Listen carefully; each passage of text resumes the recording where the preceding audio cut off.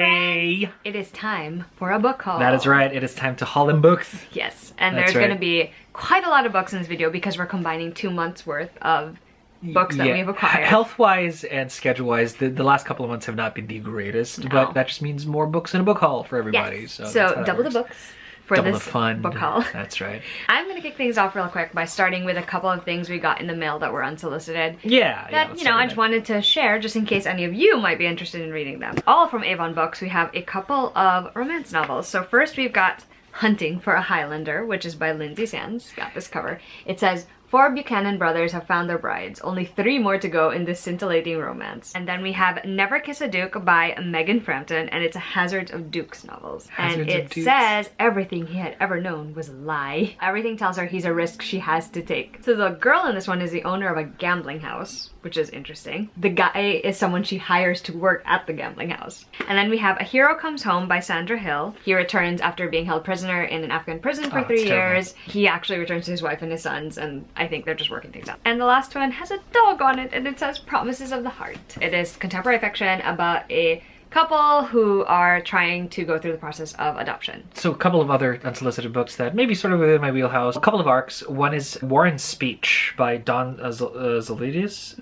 Zolidis. I wonder if that's a play on War and Peace. It's 100% a play on War and Peace. But it's basically a story about how Sydney Williams, her dad goes to prison and she has to move to another school, and she joins a speech team, but then she also sort of makes friends with, which I guess is their elite kind of group of popular kids, but then she kind of makes friends with the kids who were sort of are like the dregs and gets bullied. So I guess it's kind of like Mean Girls, where you know, where Katie takes down the plastics from within, but she doesn't know she gets rolled into. Unlike Mean Girls, I think it's going to be a different sort of slant to it, right? Where, especially because I mean, her dad just went to prison, so there's going to be some crazy like an interesting aspect slice of life there. When we were magic, that's right. Keeping your magic, a secret is hard. Being in love with your best friend is harder. Alexis has always been able to rely on 2 things: her best friends and the magic powers they all share. So maybe this actually might actually work for me. Unshakable Complicated Love is one of the only things that doesn't change on prom night. I have a lot of stuff that I got from different publishers and one publishing book-related event, so we're gonna try and quickly go through them. Let's go through them. So first we're gonna talk about all the books I picked up when I went to ALA Midwinter with Rachel and Kristen at the end of January. Hooray. I tried to be good.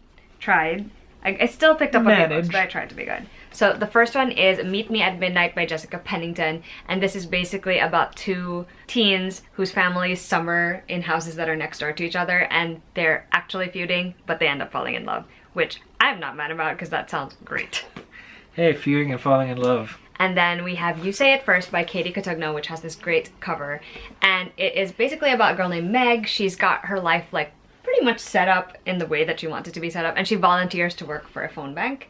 She ends up talking to this guy named Colby, who is in the opposite position, where he's kind of in a rut and he's a little like undecided about what he's going to be doing and all of that. And so their conversations end up becoming more than just, you know, the typical phone bank call.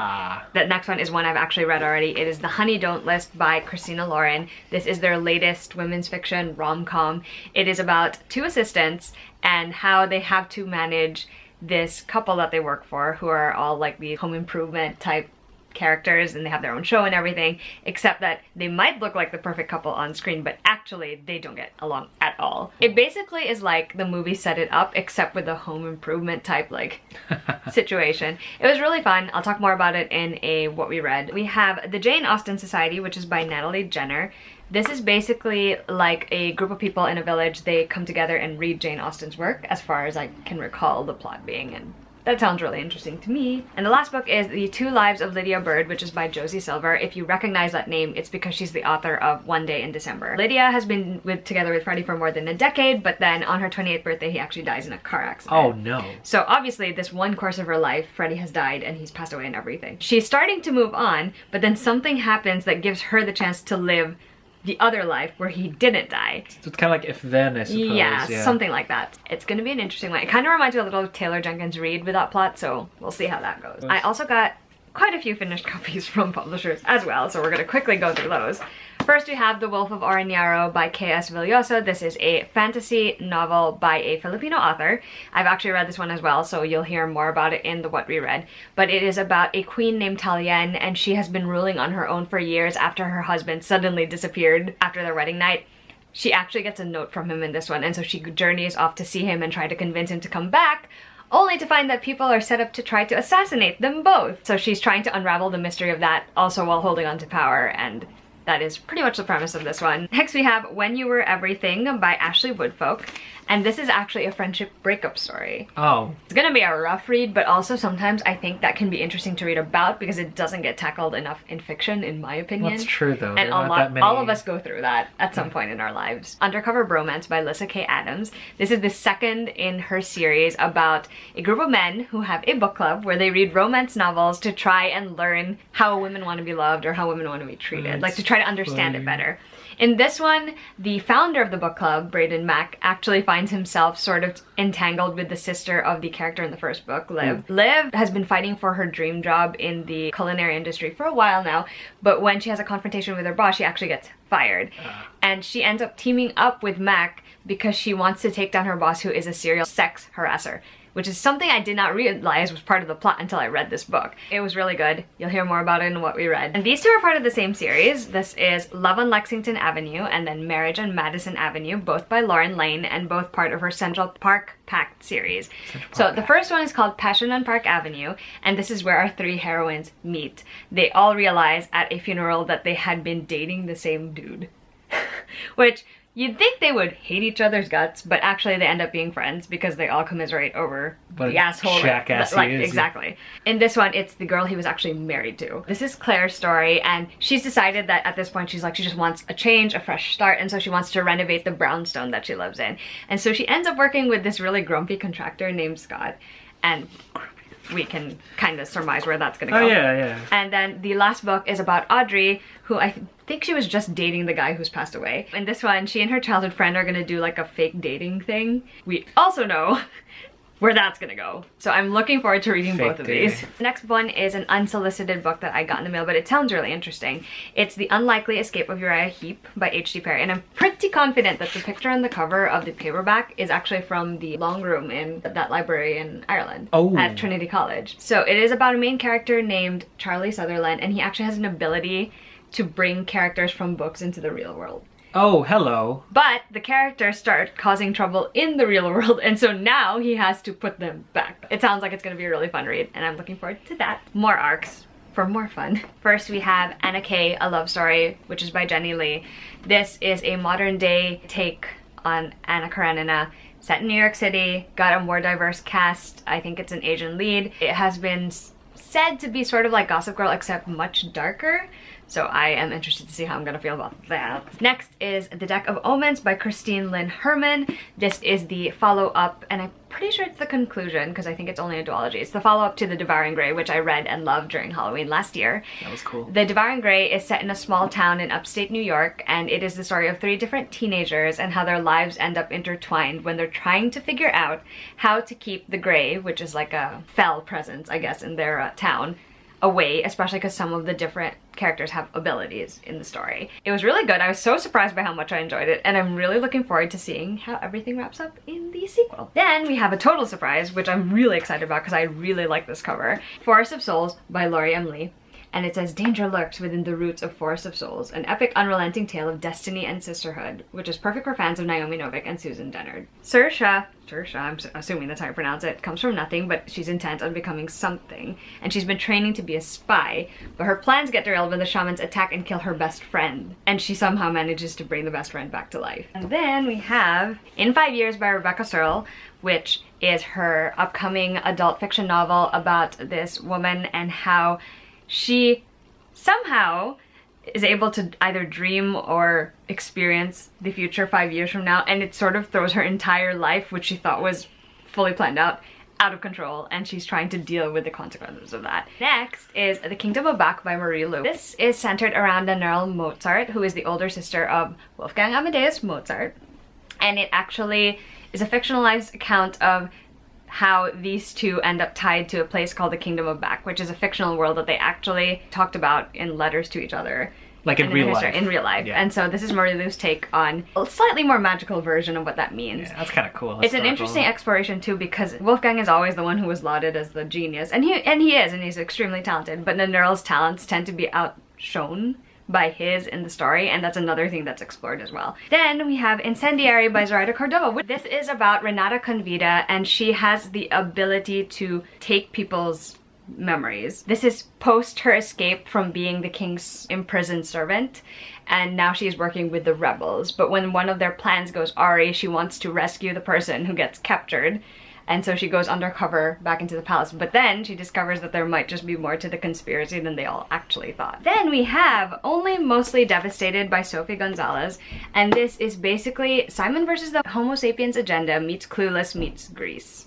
That's a Which lot is like of a things all fun at the same combination time. of things. I don't think I've ever read anything that fully reminded me of Grease, so I am looking forward to that aspect of it. It sounds like it's going to be really fun. We also have We Came Here to Shine, which is by Susie Orman Schnall. This is a historical fiction novel that is set during the 1939 New York World's Fair. And it is about two people. It's a down-on-her-luck actress and then an aspiring journalist, and they become friends, and they kind of have to navigate the current climate of that particular era together. Looking forward to checking that out as well. And we have The Perfect Escape by Suzanne Park. This is about two teens. They both kind of want to get their hands on some cash, and they both actually end up crossing paths because the girl works at an escape room type place, and the guy has heard that there's like some way for him to make some cash with some contest. It sounds like it's gonna be a really cute YA rom-com, and you know I'm always down for that. Oh, I have great. this picture book, which is not normally something I would haul, but this is Mulan, Pretty, The though. Legend of Woman Warrior, and it is a beautifully illustrated picture book.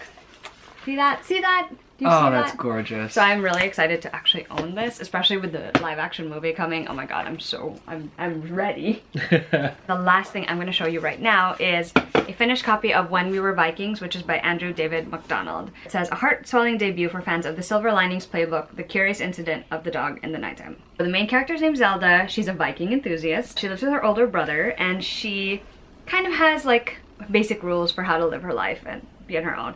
But then she kind of finds out that her brother has actually dabbled in some dangerous and questionable things to earn money to, you know, provide for both of them. Ooh. And so she decides to launch her own quest and do something to be legendary like the Vikings she so loves. So it sounds really intriguing. It came in this box. Oh, nice. Which, it's really cool because it says When We Were Vikings, and then it says Be Legendary. There's a pen, and there was like a notepad that says List for a Legendary Life, which is pretty cool. Cute. But my favorite thing that was actually in here is this Hey. sword letter opener. It was a package I was not expecting, so I am pretty excited that it's now on my radar. It's finally the end of that publisher book haul. I'm so grateful to everyone who sent books. It's everyone from Wednesday Books to HarperCollins to Penguin Teen to Disney, Gallery Books. Really, really grateful for everything. Orbit. Like I'm terrible at remembering to like specifically tell you who published what.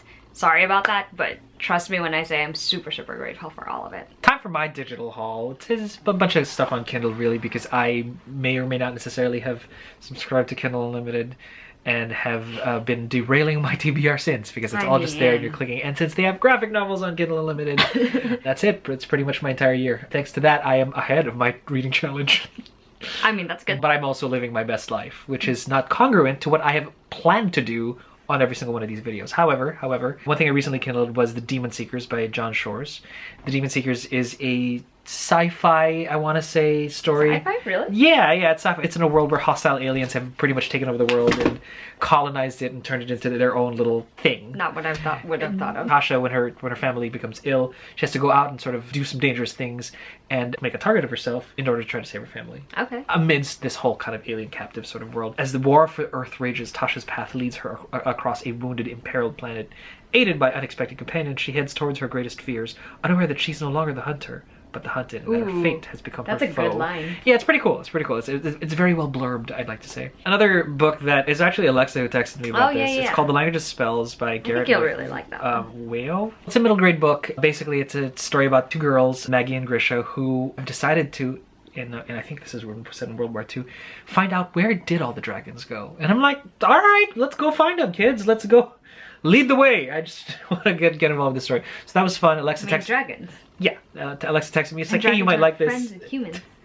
Dragons and Friends of Humans. I figured, yeah, I'm definitely grabbing myself some of that. Of my graphic novel haul, The Boys Are Back in Town, Super Sons Volume 1. So I guess this is after the first iteration of the Super Sons rebirth kind of sort of story, centered around Damian Wayne, currently the Robin, son of Bruce and Talia al Ghul. Bruce Wayne and Talia al Ghul. Murder baby. Murder baby extraordinaire, trying to not kill, murder babies. trying to not kill everybody. That's basically Damien's aesthetic. He unwittingly gets to team up with John Kent, Clark Kent and Lois Lane's son. That's a cinnamon roll. And he is the cinnamon roll of all cinnamon rolls, I think, in the DC universe is, right though. now. I can't think of anyone who's more cinnamon rollier than little John Kent. He's not so little anymore in this one, because I think in the first run of Super Sons, he was probably like 11, maybe 12. Here he looks like he's about 12, 13. It's a little So older. he's So Percy so he's a Jackson little age. older, yeah, definitely Percy, but definitely such a nice boy. And The kind you Damien, take home to your mom. and Damien's such a troll. And hey, and that, those kind of relationships work. right? And you know, it's almost kind of like a best friendship version of when the scowly one is soft on the sunshiny one, quite literally. So only she likes Damien, and I love John. That's because I'm the sunshine That is one, true, and you're I'm the the scowly scowly one. one. That is true. Fair. I was able to grab Red by Warren Ellis. Red is the graphic novel upon which the Bruce Willis movie. That's right. So Bruce Willis, Which I Morgan finally watched Freeman, for the first time ever. Helen Mirren, right? Those guys started a movie where they were a bunch of retired old sort of assassins and wet work sort of agents. They retired Red, retired Extremely Dangerous, and Frank Moses, Bruce Willis' character, was just living his life in retirement. He got out of the game, but somebody decided that everyone who was part of something, a mission, had to be liquidated, including him, and they came after him, and he was like, yo, this is not gonna happen. The graphic novel is actually darker and less campy than the movie. The movie was camp as all friggin' hell. But it was fun though. And it's super fun, but the book is just like kind of no nonsense. It's almost kind of like John Wick, but really old. Like, it's almost kind of like prehistoric Wick. After the movie was released, they released Red, Better Red Than Dead, which is a series of prequels centering on the four sort of characters from the movie. Which includes my favorite story about Victoria, who is Helen Mirren's character, and how in her youth she had fallen in love with another spy, and they had the terrible, terrible secret to keep until the secret got out, and now it's, you know, Russia versus the UK's interests, and they have to decide which side they're on. So that was cool. And then last but certainly not least, I had, if you guys are listening to Fandom Buzz, I have talked about the Buffy Vampire Slayer comic reboot. That was pretty cool, but not as cool as the Angel reboot. For fans of the series, if you're like a super fan, you can totally just go, oh my god, they ruined everything. Or you could sort of give it a shot and go, okay, let's see. Like, treat it as, I think reading DC has trained me to go, oh, Elseworld, cool. DC has taught I me. think most things have taught me to do that. Right. For somebody who's like dead in love with canon, I may have This one's even... canon until he dies. Yeah, and DC Rebirth has erased most of the sting of the New 52 for me. So I'm like, alright, that's fine. The Angel reboot is absolutely great. It starts off with him already in Los Angeles. And already fighting like, you know, I was going to say crime, fighting the good fight, and having his history sort of linked to Buffy for the first time. Like, the prophecy comes out. So it's cool. They haven't met yet. Not like in the movie, like in the TV series where there's like this thing where he kind of stalks Buffy after he discovers that she's part of his destiny. And just never does anything until she moves to Sunnydale. Here, he's been fighting the good fight, and then somebody tells him, yo, you gotta go see the Slayer. It's like, what? Lots of new characters. Fred shows up. Highly recommended for anybody who wants to give it a shot. Now I get to talk about the books I bought. In the middle of February, I got to attend an event called the Barclays Book Club. I think it might be the first time they're doing it. It is the book club that the Intercontinental Barclays Hotel hosts. And this time they did it with 3 romance authors, all published by Berkeley. I was able to get all 3 of their books, which is really cool. So first we have Not the Girl You Marry by Andy J. Christopher. I've talked about this one in a recent What We Read. Didn't necessarily love it, but it is basically how to lose a girl in 10 days. The girl is Hannah. She's kind of prickly. She needs to prove that she can be in a committed relationship in order to have her boss give her permission to handle like their bigger wedding events. Jack, on the other hand, is tired of his job. He works for a men's magazine and kind of writes those, you know, like how-to articles. And so he has to do one last one before he can be a little bit more serious as a journalist. And so their paths cross, romance. What can you say? Next we have Next Year in Havana, which is by Chanel Cleaton. This is a Reese's Book Club pick, so you've probably heard of it. And it is the intertwined stories of 2 members of the same family. So there is Elisa Perez and Marisol Ferreira. Marisol kind of goes back to Cuba to figure out her own family's history. And you also get to see Elisa's story playing out in sort of chronological order, and it was really well done, and it taught me a lot about Cuban history that I didn't know. And the last book, it actually pairs with a book I already showed. It is The Bromance Book Club by Alyssa K. Adams. In this book, we first are introduced to the members of the Bromance Book Club, and they are reading a historical romance in an effort to help main character Gavin try to figure out how to repair his relationship with his wife Thea, who has asked him for a divorce.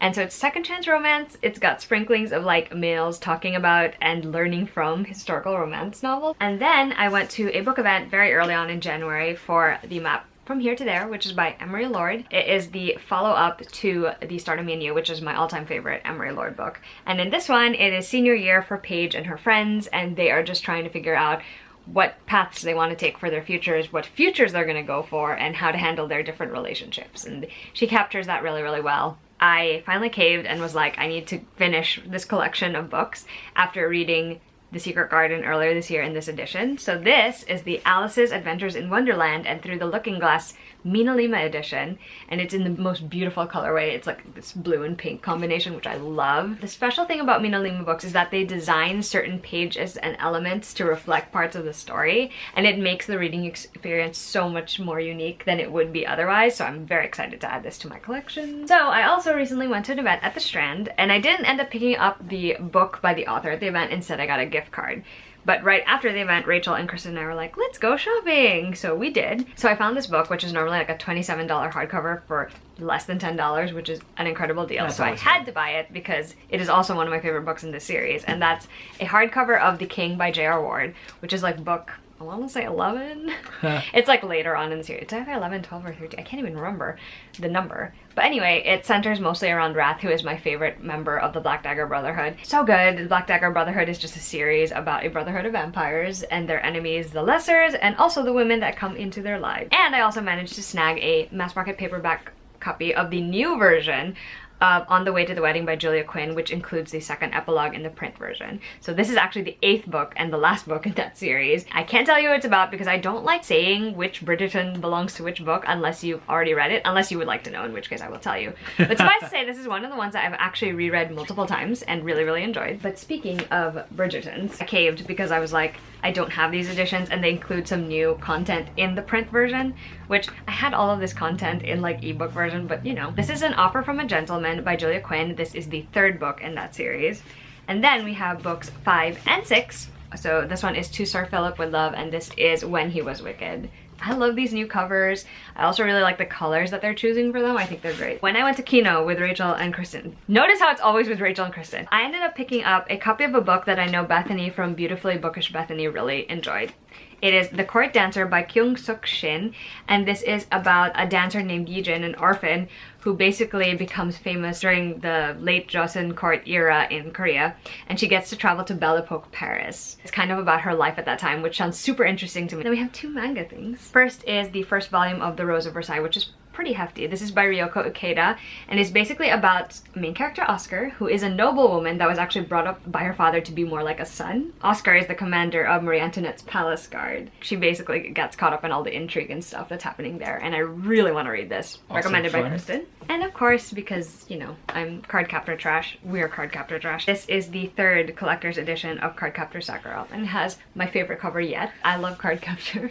Like, you guys have heard us talk about it before. It is about a character named Sakura. She accidentally stumbles upon a book filled with magical cards that have... And they escape.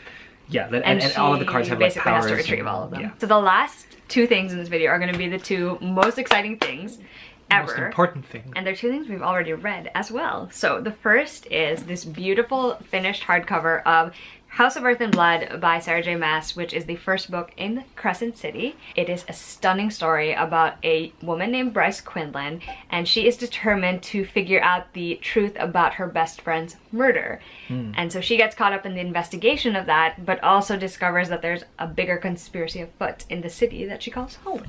There's a lot more to it than that, but we're just gonna leave it there.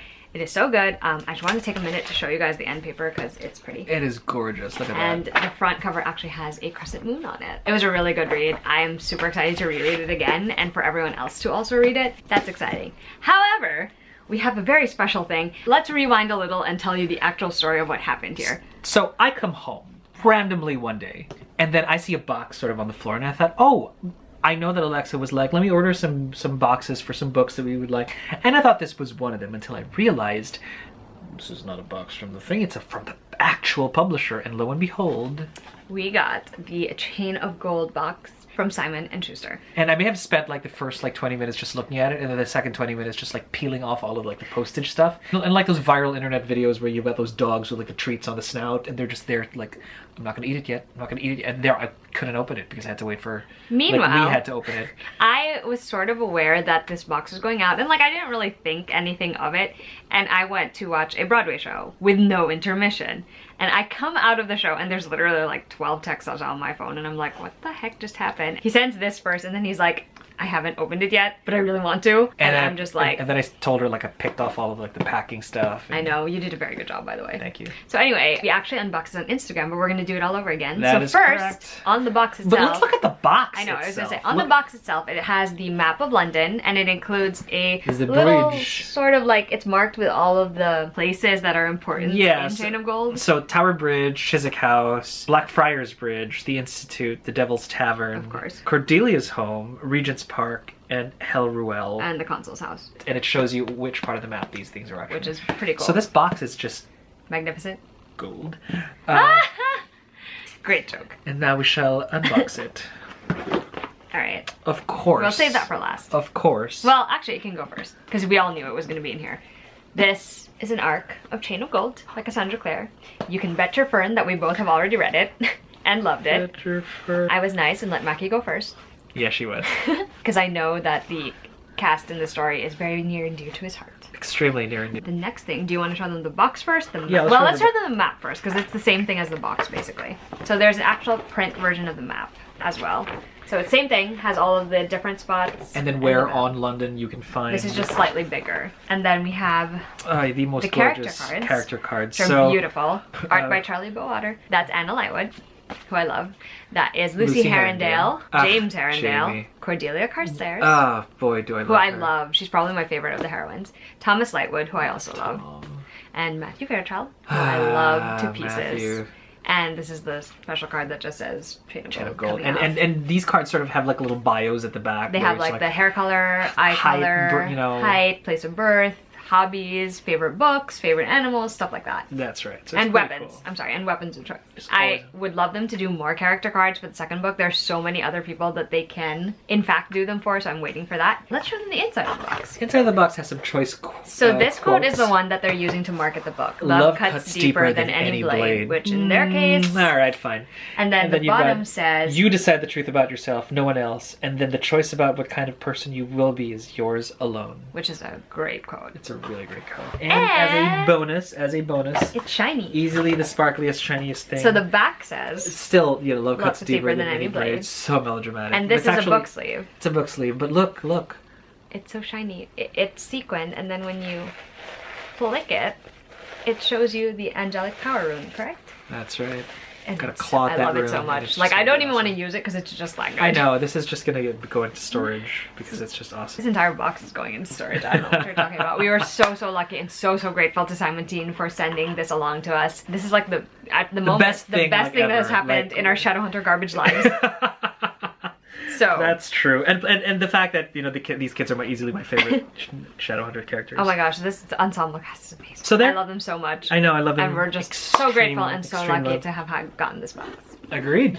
So yeah, those are all the things that we wanted to share in this book haul. It's a little longer than usual just because we're combining 2 months worth, but hey, at least you got to see more books, right? That's right. All right, we would love to know what you guys have picked up in the last 2 months. I feel like we're behind on the times on that. That's so. true. And if you want to hear all the spoiler from Chain of Gold, we have a new sort of like feature on Fandom Buzz that we are lovingly calling Bookish Breakdowns, in which we break down a book as we break down over the book. And to nobody's surprise, Chain of Gold is our first offering in that new sort of know, series. it's gonna be so great. So it's spoilers will abound. Spoilers.